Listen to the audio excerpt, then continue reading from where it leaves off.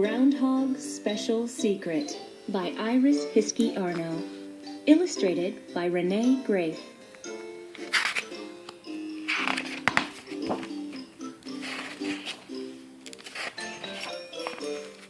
Here's your dedication page. Lila twirled around and around in the candlelit den. On the wall, her shadow spun like a whirling top. "Time for all groundhogs to be in bed," Papa called. "But I'm not tired," Lila cried.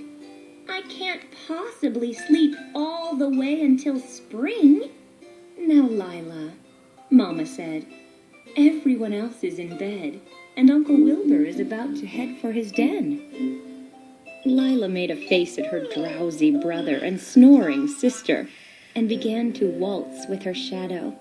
She knew that above ground chilly winds shivered through the forest, and fat gray squirrels scurried to check their hidden acorns. Down below, her family was happy to climb into bed and pull fluffy covers under furry chins. Every one of them was ready for the long winter sleep, but not Lila.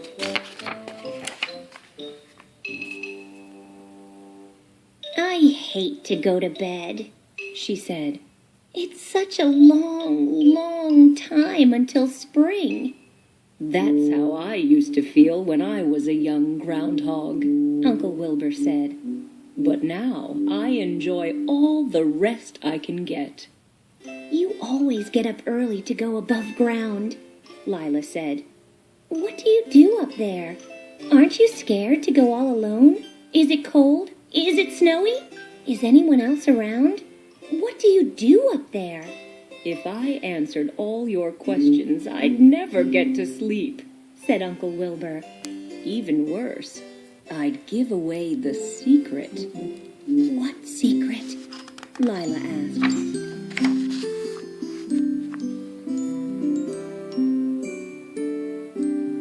"The secret of the first one up," said her uncle. "But I want to know," said Lila. "I love secrets." "Then make sure you are up earlier than anyone else," said her uncle. "That's the only way to know. That's how it's always been, and that's the fun of it." He scooped Lila up, tucked her into bed, and kissed her goodnight. "See you in the spring," he said, tiptoeing out the door. "But how will I know when to wake up?" Lila called after him. Uncle Wilbur's voice echoed from the tunnel. "Just try to beat me."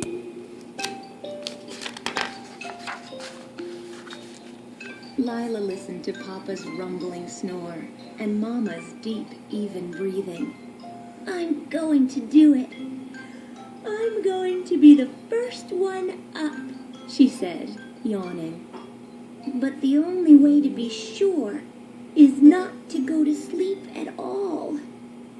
She rubbed her eyes and yawned again. "I'll think of exciting things like digging new tunnels and running through the forest and mysterious secrets and..."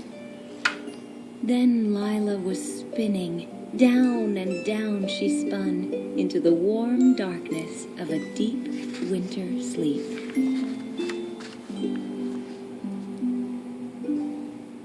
Above ground, the days passed. Storms roared, branches snapped, snow fell and melted and fell again. Cardinals flashed red through the white landscape and perched on ice-covered branches. Deer wandered through the trees, searching for food.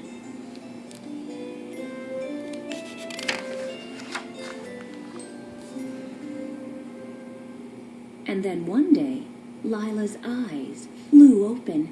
She leaped out of bed. "Who's there? What happened?" she cried. Nothing moved. No one was awake. But Lila knew from the smell of the air and the feel of the earth that a long time had passed since her Uncle Wilbur had tucked her into bed. Uncle Wilbur! He had challenged her to be the first one up. But maybe he was already above ground, and she would never learn the secret. Lila pulled on her clothes and ran along the dark, silent tunnel.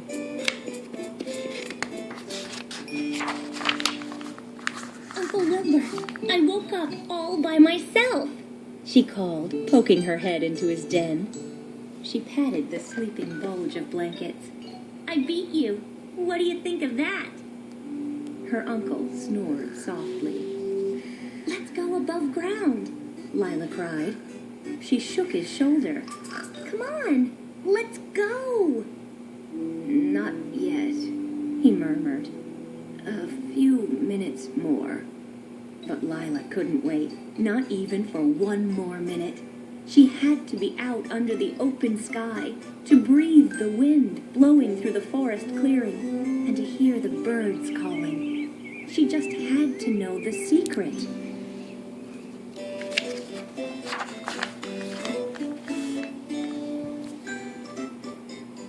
Lila hurried up the tunnel toward the light. Bursting out into the open air, she found herself surrounded by those who stay awake all winter. Squirrels, deer, beaver, foxes, rabbits, raccoons, cardinals, chickadees, badgers, and porcupines.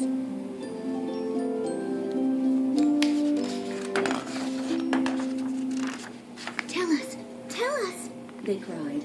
do you see it? Lila blinked in the bright light. See what? She asked. Your shadow, Cried the animals. do you see your shadow? Was the secret about shadows? The animals stood watching her. No one moved. The clearing became so still that Lila's ears roared with the silence. She took a deep breath.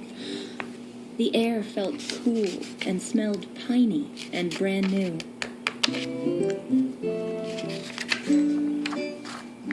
Lila looked down at the ground, searching for the gray shadow that had danced with her in the candlelight.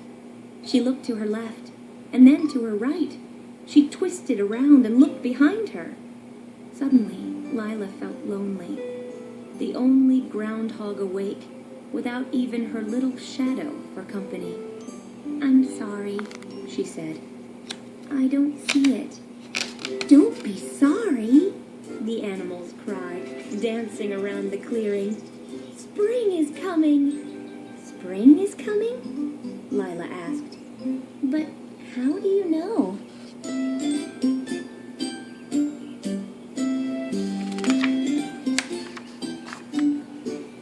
An old badger stopped his dance and peered at her curiously. My Uncle Wilbur said if I was the first one up, I would learn a secret, Lila said.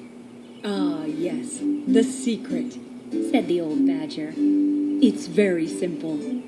Every year, the first groundhog up on this day has the special job of looking for his or her shadow.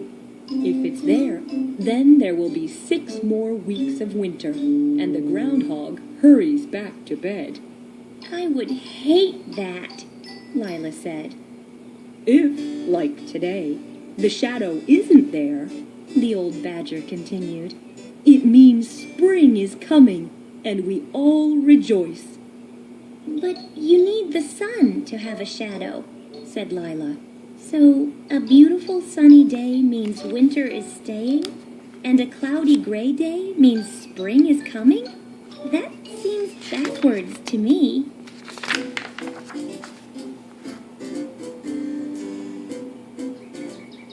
Just then, Lila heard a familiar voice behind her. Backwards it may be, but it's the way of shadows and spring, said her uncle, climbing out of the tunnel. I did it, Uncle Wilbur! I did it! She cried. I was the first one up, and I learned the secret. And is it true about spring? Is it really coming? Would all our neighbors wait for the first groundhog each year if we didn't do a good job of predicting spring? Uncle Wilbur asked.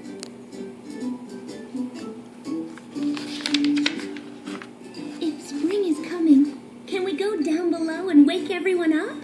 Lila asked. Can we make some acorn pancakes and have a picnic to welcome spring? My stomach is grumbling already, said her uncle. Lila slipped her little paw into her uncle's big one. We won't tell anyone our secret, will we? She asked. Of course not, said Uncle Wilbur, smiling down at her. Lila smiled back. Because that's how it's always been, and that's the fun of it, she said.